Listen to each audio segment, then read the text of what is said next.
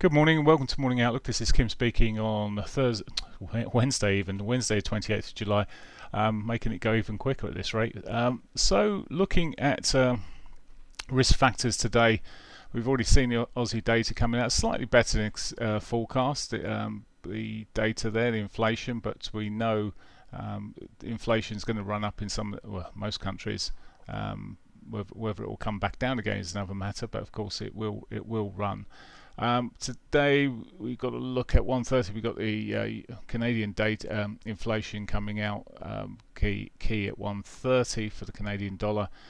3:30 crude oil inventories. If you trade in oil, watch out for that. And then of course 7 o'clock the Fed funds statement. Now just looking, I mean the probability. In fact, let's just go to current situation here, and 100% chance of it staying as it is.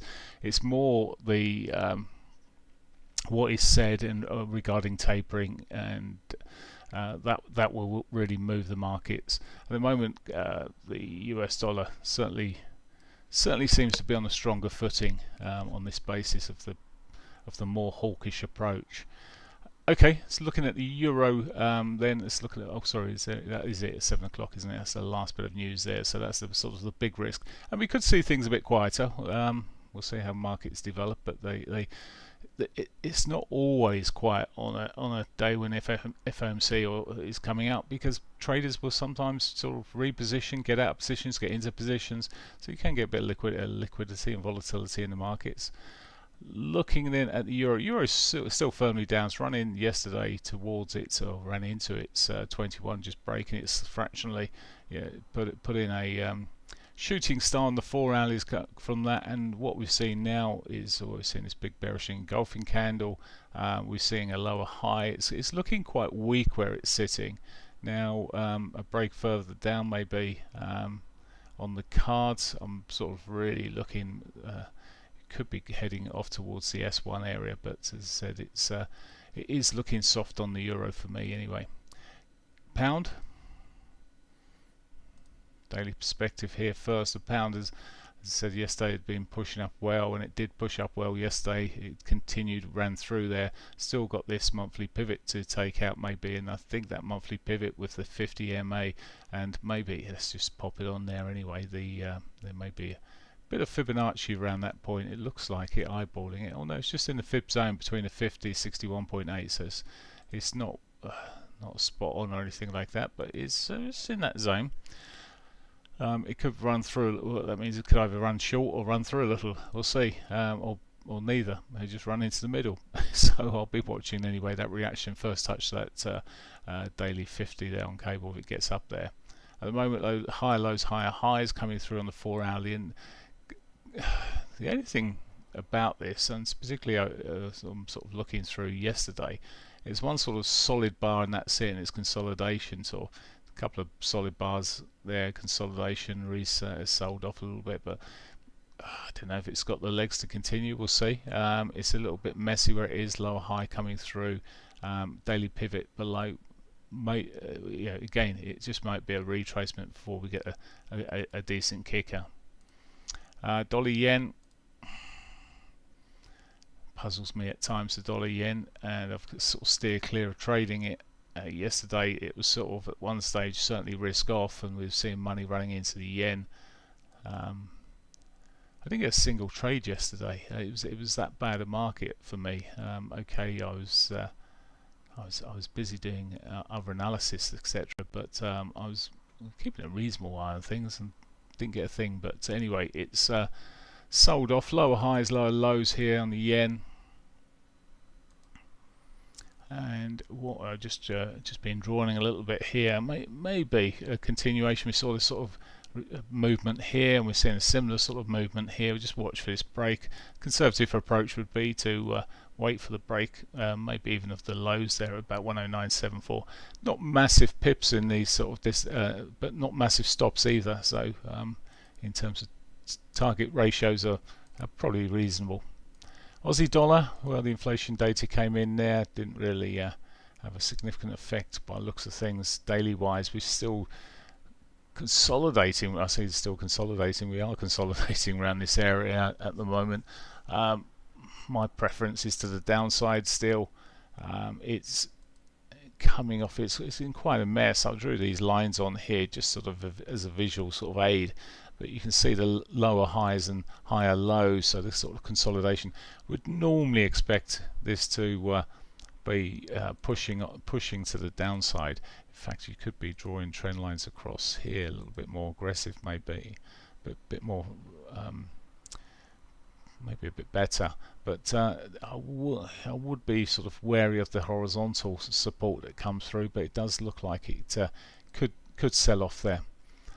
Canadian dollar, well, we've got data out later, haven't we, at 1:30.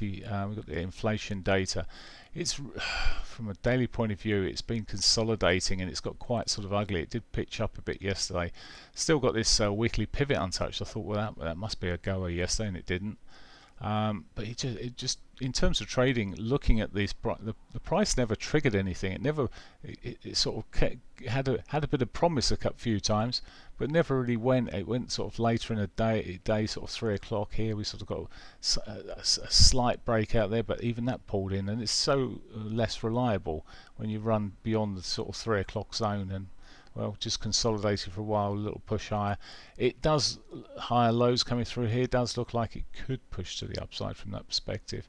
I was looking for a bigger correction to the downside, but just accept what's there at the moment, and it has, as I said, it hasn't broken this major trend line yet. Okay, let's have a look. A couple of cross pairs here. Euro yen. Bearish looking, but sort of swing into this market here with the way the price actions have happened. It's such a mess though. It's one of those, it's just sort of, it looks like it might want to go. It's sort of putting in, or you come down this time frame, sort of putting in lower highs, but not necessarily confirmed lower highs, and then you sort of, well, maybe getting slightly higher lows here, and it just at this stage, it's only 2 minutes to 8, and it's sort of looking like we could see a continuation. We've got to be a bit wary. I mean, sometimes just after 8 o'clock things do fire off a little bit, get us into trades and then switch, but this does look for me on the softer side. Okay, let's then look across at commodities quickly, and then I'll switch charts. So gold yesterday I didn't have a lot of time for, and well, it didn't really do too much either. Today we're seeing a little bit of more of a bounce here, but even this looks like, well, it could be coming to an abrupt end.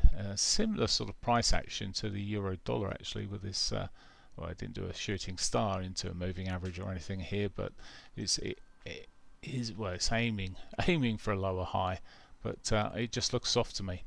At the moment, and we could be wrong, and I can see the higher lows through here on the hourlies, but overall these lower highs, lower lows that are kicking through on this 4 hour bigger time frames, just sign of weakness.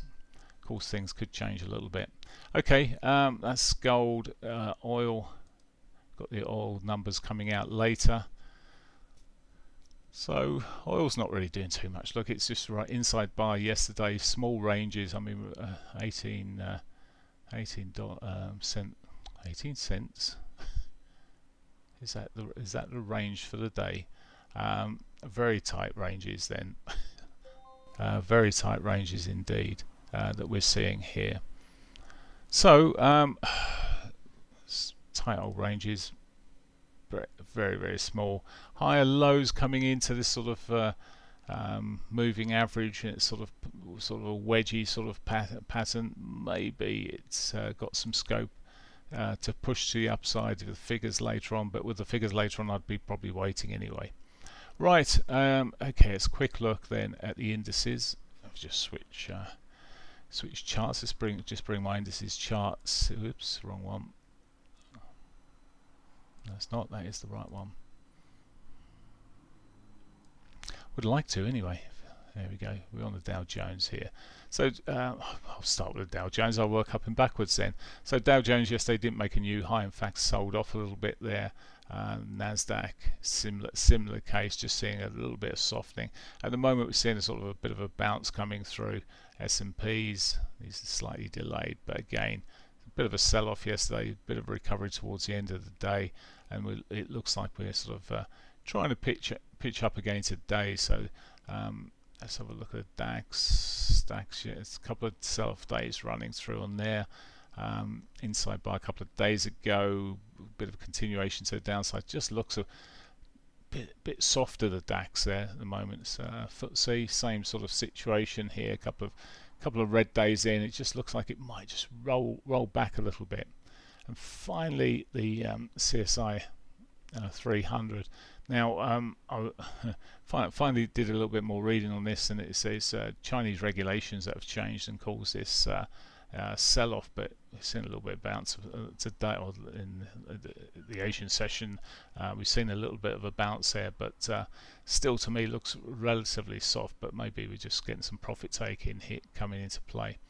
Okay, that's the equity markets. Quick look at the cryptos, which really these days just really needs to look at Bitcoin, it seems, because everything else is following as good as anything. Well, Bitcoin, yes, they did make a bit of an update in the end, and it's sort of still sitting there just around the 40,000 mark. It's starting to look like something a bit more significant than we've seen before. It's last time it was trying to push up here, didn't last too long before it rolled over. We had a number of good positive days on Bitcoin. It's I mean, these markets, they have got some resistance to run through, some key resistance level. Ethereum, again, good days up until today, and we'll see how it rolls over, but there is some positivity there. Ripple's lagging on court cases, but both Bitcoin and Ethereum both having more of a positive time of things. And as I say, just look a bit more positive, but the resistance on you've got the next sort of key levels of resistance, well, really still sits around that 40, 50, 584 area. That's where we've sort of run into a couple of days ago. Beyond that, next level, then 41, 161, that sort of area, and then it's got some key moving averages up there around about 40, just under 45,000. So it is starting to make the right signs. Maybe a retrace will give some traders a bit of an opportunity to buy in and continue. So a bit more positive there. Okay, that's pretty much it. Let's just check. There's no questions coming through. No, nothing at all. So I wish you a great day. I will be back in the morning. Bye for now.